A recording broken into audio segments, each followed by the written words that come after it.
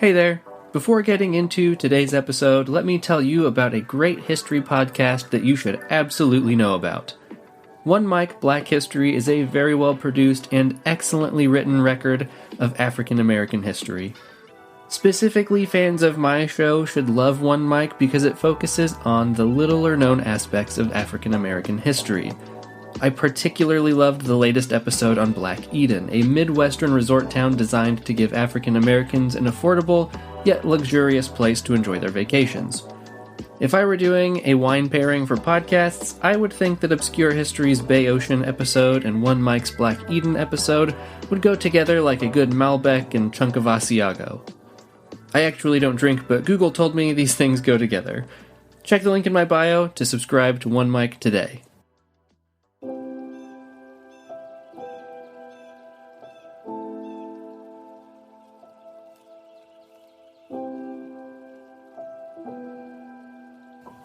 It was General Sherman who once said, "I am tired and sick of war.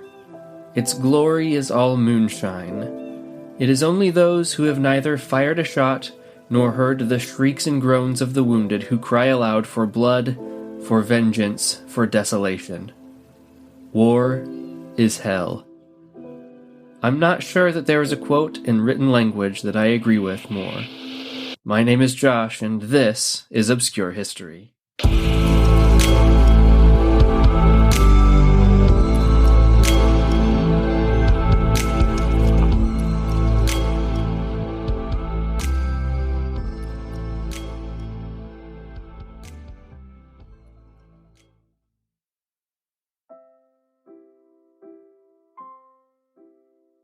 Long ago, there were two boys.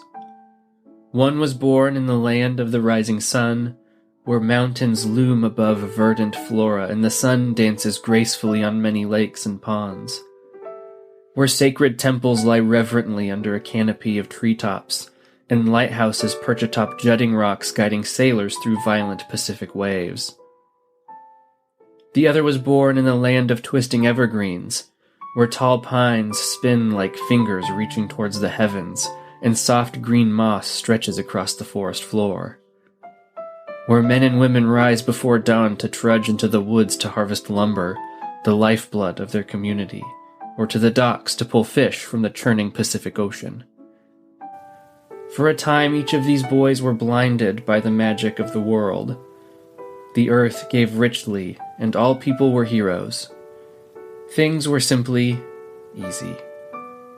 However, as unfortunately happens to us all, the beauty and magic in the world was stripped from these two boys eventually.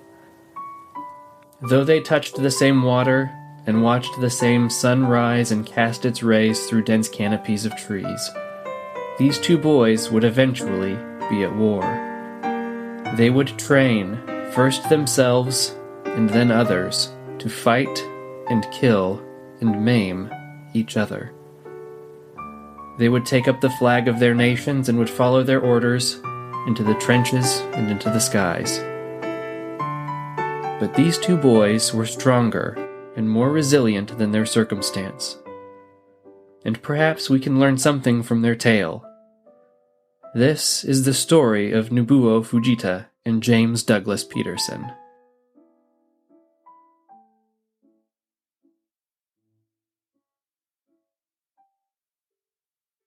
War is hell. I've said it 1,000 times on this show, and I will say it 1,000 times more. There is nothing that I abhor more about being a human being than war. It's a huge area of focus in the study of history and in pop culture. Think of some of your favorite film or book series. I'm sure that war is a major plot point of some kind. Think Game of Thrones, Lord of the Rings, Band of Brothers, etc., and so on, seemingly forever. War is just a deep part of our culture. We ask a lot of questions about war, like who started it, what weapons did they use, where did they get their resources, how long did it last, what were their strategies, but a question that we don't often ask is why? And not just, why did World War I start? People have asked those questions millions of times, and there are plenty of very deep books and documentaries specifically to answer them. But we don't often ask the question, why do we fight? Like, why is war a thing that we do as humans? There is an incredible series of letters between two of the greatest minds of the 20th century, Albert Einstein and Sigmund Freud, that might hold some clues to answering that very elusive and oft-neglected question. Einstein begins the correspondence by reaching out to Freud. He says, "Dear Professor Freud, is there any way of delivering mankind from the menace of war? It is common knowledge that, with the advance of modern science, this issue has come to mean a matter of life and death for civilization as we know it. Nevertheless, for all the zeal displayed, every attempt at its solution has ended in lamentable breakdown." Though I cannot read the entire letter, because it is quite lengthy, I can break down Einstein's further inquiries as such. How is it possible for this small clique to bend the will of the majority who stand to lose and suffer by state of war to the service of their ambitions? How is it these devices succeed so well in rousing men to such wild enthusiasm, even to sacrifice their lives? And is it possible to control man's mental evolution so as to make him proof against psychoses of hate and destructiveness? Freud responds by writing, "Conflicts of interest between man and man are resolved in principle by recourse to violence. It is the same in the animal kingdom from which man cannot claim exclusion. Nevertheless, men are also prone to conflicts of opinion, touching on occasion the loftiest peaks of abstract thought, which seem to call for settlement by quite another method. This refinement, however, is a late development. To start with, brute force was the factor which, in small communities, decided points of ownership and the question of which man's will was to prevail. Very soon physical force was implemented, then replaced by the use of various adjuncts. He proved the victor whose weapon was better or handled more skillfully. Now, for the first time with the coming of weapons, superior brains began to oust brute force, but the object of the conflict remained the same. One party was to be constrained by the injury done to him or impairment of his strength to retract a claim or a refusal. This end is most effectively gained when the opponent is definitely put out of action, in other words, is killed. He concludes by saying, "I pass on to another point, the basis, as it strikes me, of our common hatred of war. It is this: we cannot do otherwise than hate it. Pacifists we are, since our organic nature wills us thus to be. Hence it comes easy to us to find arguments that justify our standpoint. This point, however, calls for elucidation. Here is the way in which I see it. The cultural development of mankind, some, I know, prefer to call it civilization, has been in progress since immemorial antiquity. To this phenomenon we owe all that is best in our composition, but also much that makes for human suffering. Its origins and causes are obscure, its issue is uncertain, but some of its characteristics are easy to perceive. The psychic changes which accompany this process of cultural change are striking, and not to be gainsaid. They consist in the progressive rejection of instinctive ends and a scaling down of instinctive reactions. Sensations which delighted our forefathers have become neutral or unbearable to us, and, if our ethical and aesthetic ideals have undergone a change, the causes of this are ultimately organic. On the psychological side, two of the most important phenomena of culture are firstly a strengthening of intellect which tends to master our instinctive life, and secondly, an introversion of the aggressive impulse, with all of its consequent benefits and perils. Now, war runs most emphatically center to the psychic disposition imposed on us by the growth of culture.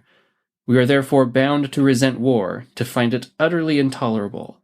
With pacifists like us, it is not merely an intellectual and affective repulsion, but a constitutional intolerance, an idiosyncrasy in the most dramatic form. And it would seem that the aesthetic ignominies of warfare play almost a large part in the repugnance of war's atrocities. How long must we have to wait for the rest of men to turn pacifist? Impossible to say, and yet perhaps our hope that these two factors, man's cultural disposition and a well-founded dread of the form that future wars will take, may serve to put an end to war in the near future. But by what ways, or byways, this will come about, we cannot guess. Meanwhile, we may rest on the assurance that whatever makes for cultural development is working also against war. To summarize briefly, because I know Einstein and Freud are both difficult to read or listen to, it seems as if they believe that we could cure our addiction to warfare by increasing the average intellect of Earth's citizens and by exposing them to each other's cultures. But what does that have to do with those two boys?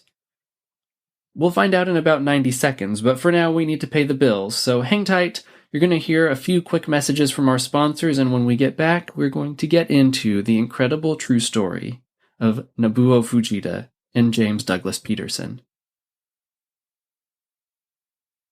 Though Japan and the United States have been close allies for decades since World War II, there was a time where the two nations were furious and bitter rivals. The bombing of Pearl Harbor prompted the United States to join the Allied powers and enter World War II, and as warfare goes, the U.S. retaliated, then Japan retaliated, and the U.S. retaliated to those retaliations until eventually Japan surrendered under the weight of two ungodly bombs. Most people know the major plot points: Pearl Harbor, Iwo Jima, atomic bombs. Those moments seem to live forever in our minds. But many people don't realize that the Oregon coast was an active battlefield at certain points during the war. Eventually, as author Lee Julieret states, Japan would launch more than 9,000 balloon bombs, experimental weapons intended to kill and cause fires. The balloons, each carrying an anti-personnel bomb and two incendiary bombs, took about 70 hours to cross the Pacific Ocean. 361 of the balloons have been found in 26 states, Canada, and Mexico. The balloon bombs were 70 feet tall with a 33-foot diameter paper canopy connected to the main device by shroud lines. Balloons inflated with hydrogen followed the jet stream at an altitude of 30,000 feet. The high-explosive anti-personnel and incendiary devices were rigged to self-destruct and leave no evidence. The Japanese hoped the bombs would start forest fires and create panic, according to documents found after the war. These bombs were actually so prevalent that the government actually created a training video for how to handle these weapons. This video was eventually declassified to the public after some of the bombs made landfall without detonating. This is one of the Japanese paper balloons, identified by the codename Paper. The unit carries up to 4 10-pound incendiaries and a central payload of about 60 pounds of incendiary or anti-personnel HE bombs to drop on the west coast of the United States and Canada. It is then supposed to destroy itself. Now, most of these bombs were ineffective. However, the Mitchell Monument outside of Bly, Oregon marks the spot where 6 people were killed by one of these experimental weapons. It was designated by the National Register of Historic Places in 2003. This is the only place on the continental United States where Americans were killed by enemies in action during World War II. Julieret recounts, on May 5, 1945, Bly minister Archie Mitchell, his pregnant wife Elise, and 5 children from Mitchell's Sunday school class were on a Saturday morning picnic, 13 miles northeast of Bly, or about 60 miles northeast of Klamath Falls. Mitchell parked the car, and Elise and the children headed to Leonard Creek. Mitchell later remembered, "As I got out of the car to bring the lunch, the others were not far away and called to me that they had found something that looked like a balloon. I heard of Japanese balloons, so I shouted a warning not to touch it, but just then there was a big explosion. I ran up there and they were all dead." The explosion created a deep, 3-foot-wide hole. Bomb fragments were found 400 feet from the explosion site. 6 people died. Elise Mitchell, 26, Dick Patsky, 14, Jay Gifford, 13, Edward Engen, 13, Joan Patsky, 13, and Sherman Shoemaker, 11.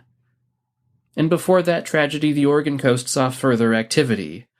In June 1942, the Japanese submarine I-25, commanded by Meiji Tagami, opened fire from the mouth of the Columbia River on Fort Stevens, which was a drastically outdated fort. Luckily, despite firing 17 shells, none of them caused any damage. This is largely due to the leadership at Fort Stevens' quick thinking. They assumed that their old guns would be out of range, and further assumed that if they kept the fort totally blacked out, the submarine wouldn't be able to pin down their location. And in these assumptions, they were completely correct. The shells hit a baseball field, some swampland, a few power lines, and some fields. But no serious damage was caused in the assault. However, from that same submarine, a young man named Nobuo Fujita had a devious idea. We don't know much about Nobuo Fujita's childhood. We know that he was born in Japan. My suspicion is that he was raised or spent significant time in the Ibaraki prefecture. However, that's mostly just inference. We know that he enlisted in the Japanese Imperial Army in 1932 and became a pilot shortly after. We know that he lost a brother in World War II. But what's most apparent about Fujita is that he was highly motivated and successful. He was involved in the attack on Pearl Harbor and afterwards was sent on a mission to menace the waters around Australia. He flew many reconnaissance missions for the Japanese Navy in his seaplane. He was on the deck of the I-25 during the bombardment of Fort Stevens. And it was Fujita that proposed an interesting and risky tactic to divide the power of the U.S. military. The I-25 was a unique submarine in that it was also an aircraft carrier.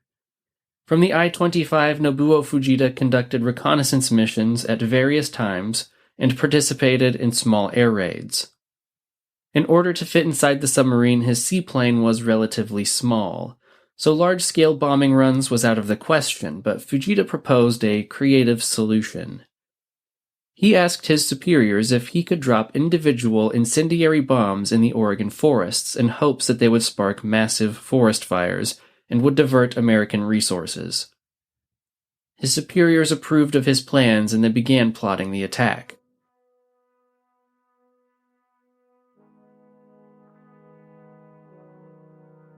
On September 9th at 0600 hours, Fujita launched from the I-25 off the Oregon coast.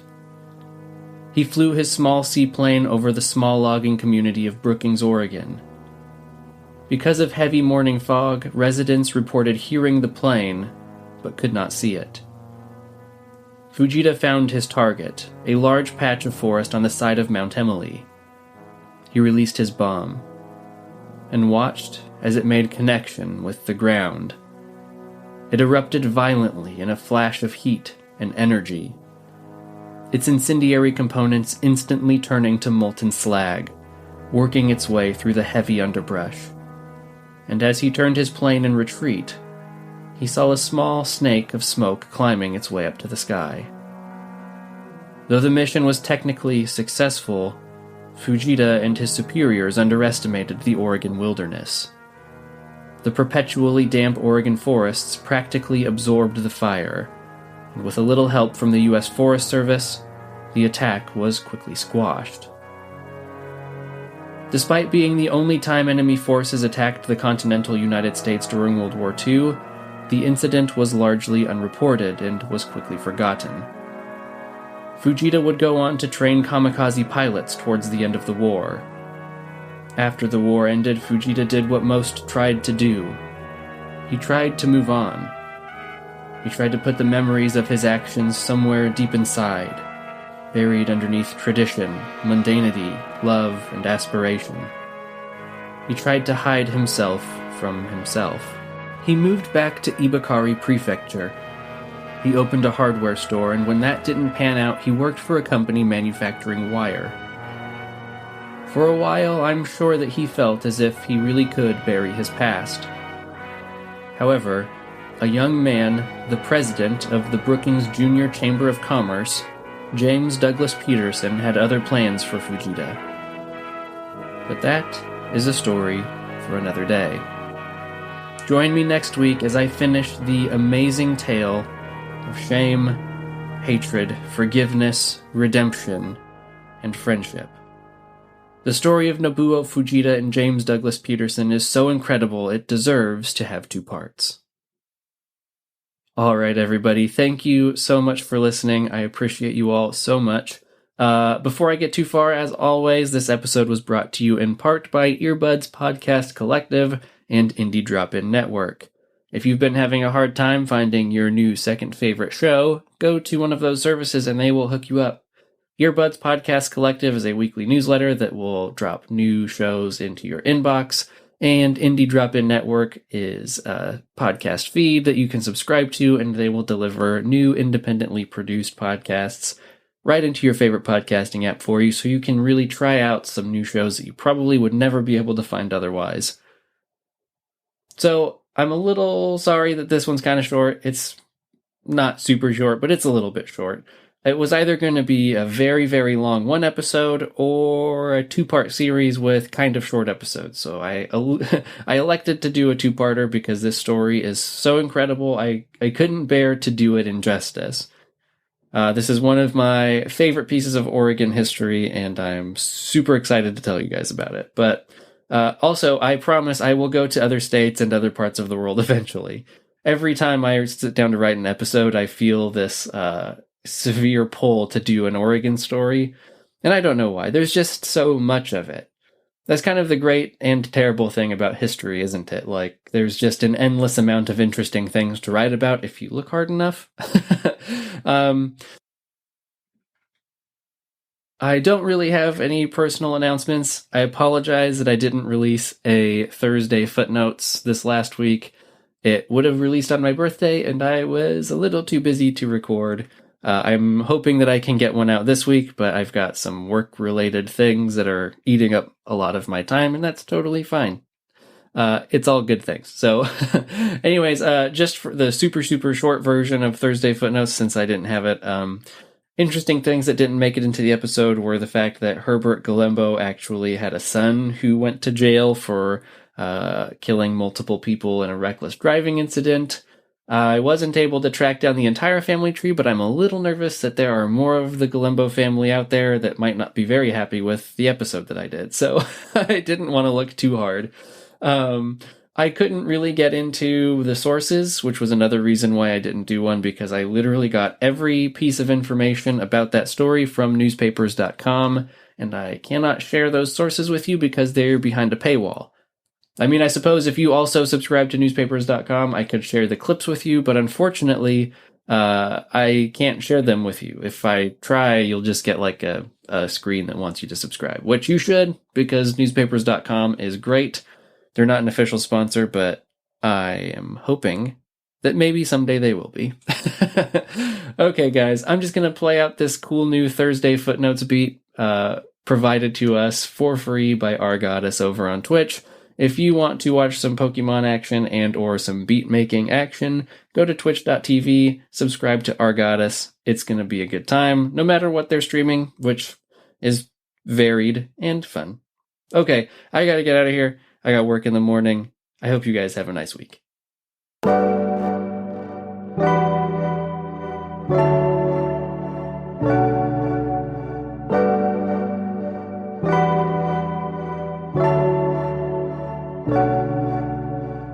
We pray that peoples of all faiths, all races, all nations may have their great human needs satisfied, that those now denied opportunity shall come to enjoy it to the full, that all who yearn for freedom may experience its spiritual blessings.